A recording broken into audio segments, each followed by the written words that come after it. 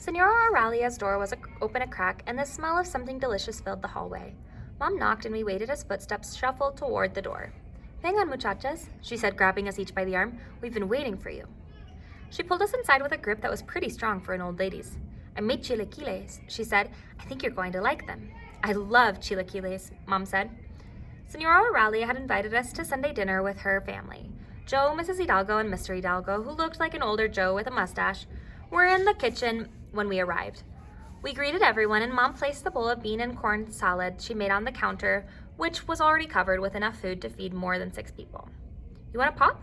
Joe asked, holding out 2 bottles of bright red Jarritos. "Pop?" I asked, taking one. "Don't you mean soda?" "Maybe from where you're from, dude."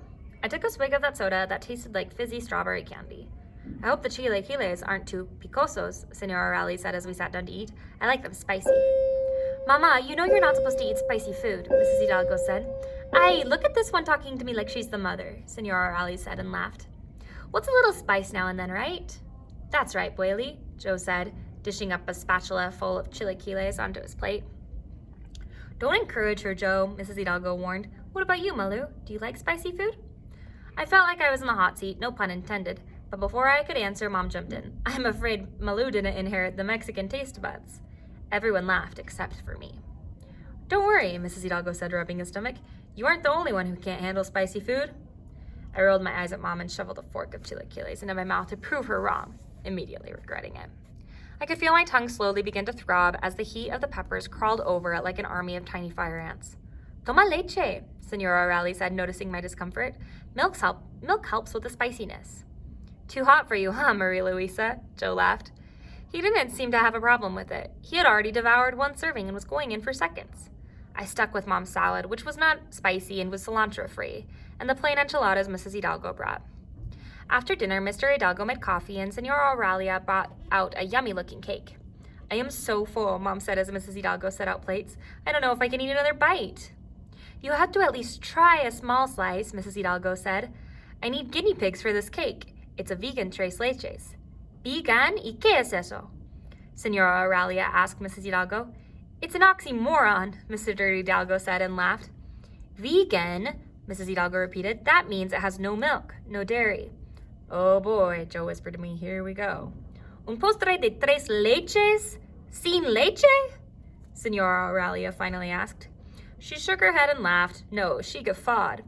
I remember that word from a vocabulary list last year. Senora Aurelia's laugh was loud and boisterous from deep in her belly, like it had been stored there, waiting for this specific moment. It was definitely a guffaw.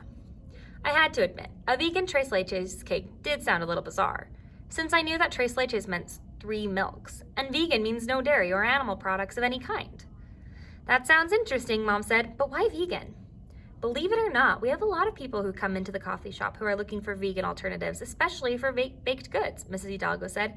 "Even Mexicans, Mama." She gave Senora Aurelia a surprised look that was clearly exaggerated. "Not these Mexicans, right, Boily?" Joe asked, putting his arm around Senora Aurelia. "We like milk and eggs and butter." "Anna always has to be different," Senora Aurelia said. "Look different, eat different, think different." I glanced at Mrs. Hidalgo, who was slicing the cake. She had a look on her face that I knew well, a look that said she heard this a million times. "Tell me about it," Mom said, pointing her thumb in my direction. "This one is allergic to anything she thinks is too normal, just like her dad." "Geez," I said, "we're right here." I looked at Mrs. Hidalgo, and she smiled and winked. It felt good to have someone who could be part of my we, especially someone like Mrs. Hidalgo. "Boily, tell them the story about when Mom came home with her first tattoo," Joe said. "I see," Senora Aurelia said, waving her hands. "It's a miracle I didn't have a heart attack." "You're so dramatic," Mrs. Hidalgo said, shaking her head. "Mom said Boily fainted and bumped her head and they had to take her to the hospital," Joe said. "Really?" I asked. I couldn't believe it. Senora Aurelia didn't seem like the kind of lady who would freak out over tattoos. Or over anything, really. I still remembered the purple nail polish she'd worn when I first met her. "Pobrecita," Mrs. Hidalgo said. She reached over to pat Senora Aurelia's shoulder. "She wouldn't talk to me for weeks, remember, Mama? For an entire month, she'd leave me these little notes. It was ridiculous." "My head hurt for days," Senora Aurelia said, "and only part of it was because of the fall." She looked at Mrs. Hidalgo with a twinkle in her eye. "Anna was always up to something. Tell them about when I had to pick you up at the police station." This sounds like an interesting story, Mom said. My mom, the lawbreaker, Joe said and laughed. It was no big deal, Mrs. Hidalgo said as she distributed slices of cake. What happened? I asked. I couldn't imagine Mrs. Hidalgo getting into trouble. What could she have possibly done? My high school had a pretty strict dress code for the homecoming dance. We couldn't wear sneakers and our outfits had to be at least semi-formal, so the boys had to wear jackets and ties, Mrs. Hidalgo said. A group of us thought it was unfair. Unfair how? Mom asked, slicing a bite of cake with her fork. Well, it discriminated against kids who couldn't afford to buy ties or jackets if they didn't already have them, Mrs. Hidalgo said. Plus, some of us wanted to wear sneakers with our dresses. Estos muchachos had their own dance where they weren't supposed to be, Senora O'Reilly said, giving Mrs. Hidalgo a stern look like she'd just gotten the call from the police station at that moment and not years ago. Bueli's still mad, Joe said. We asked the administration to reconsider the dress code and to be more lenient, Mrs. Hidalgo went on, ignoring Senora O'Reilly and Joe. But they wouldn't, so we organized an anti-homecoming dance in protest. That's so rad, I said, glancing at Mom. You could come dressed as you pleased, fancy, normal wear, not required. Fancy formal wear, not required, Mrs. Hidalgo said with a nod. And instead of an entrance fee, we asked for a donation, either money or food for a local homeless shelter. So where did the police come into the story? Mom asked. I could tell she wanted me to know that calls from the police were not okay. Mrs. Hidalgo explained that they needed space for their dance. They decided to use an empty garage that was owned by one kid's uncle. The only problem was that he never asked for permission, so when the neighbors heard the music and saw kids going in and out, they called the police. And you got caught? I asked. We were trespassing on private property, so the police came. They called our parents and cut our dance short, Mrs. Hidalgo said. Were you arrested? I asked. No, contrary to what my mom said, we weren't taken to the police station. She shot Senora Oralia a stern look. Same thing, Senora Oralia said with a shrug. The police called me to come get my delinquent daughter. We should have asked to use the garage, but kids make mistakes, Mrs. Hidalgo said. I can imagine how worried you were when you got a call from the police, Mom said to Senora Oralia, ignoring the fact that Mrs. Hidalgo had done the coolest thing ever.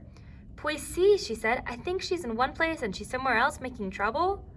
Not making trouble, Mrs. Hidalgo said. I'm still glad that we stood up for what we believed was right. Psh, she hasn't changed one bit, Mrs. Senora Oralia said. She didn't sound angry. It was more like she found the stories funny now.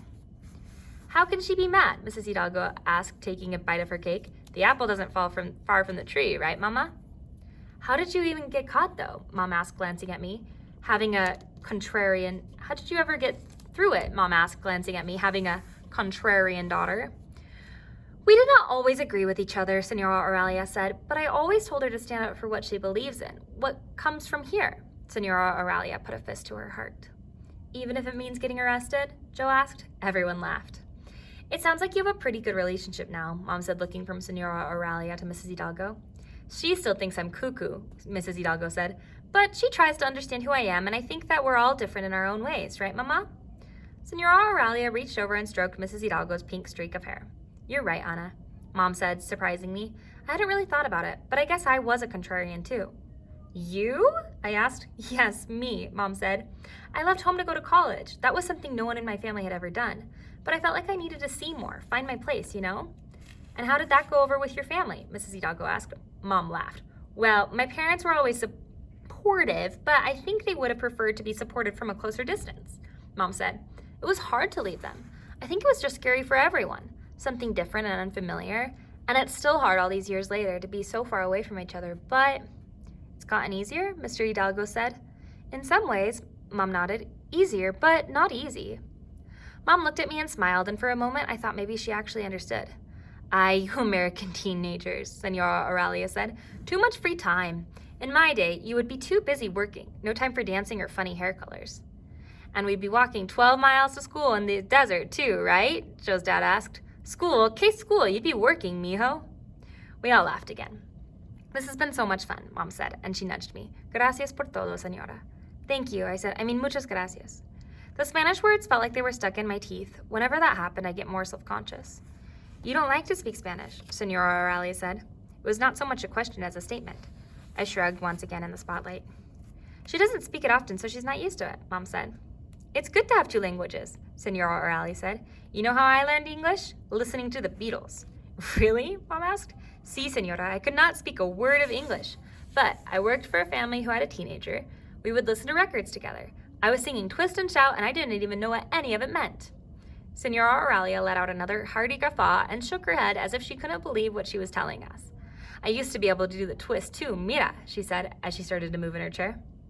I tried to imagine a young Senora Auralia dancing to the Beatles, but I could only picture her the way she looked now, doing the twist in the unicorn house dress she'd worn the first day we met her, fuzzy slippers on her feet. I smiled thinking about it. Don't lose your language, Senora Auralia said, like words were something that might end up under the bed with mismatched socks and dust bunnies. After dessert, I sat on Senora Auralia's flowery couch while Joe flipped through channels on the oldest television set I'd ever seen. It looked like a piece of furniture, the screen encased in wood and surrounded by little fake drawers. I kept thinking about Mrs. Hidalgo and her anti-homecoming dance idea.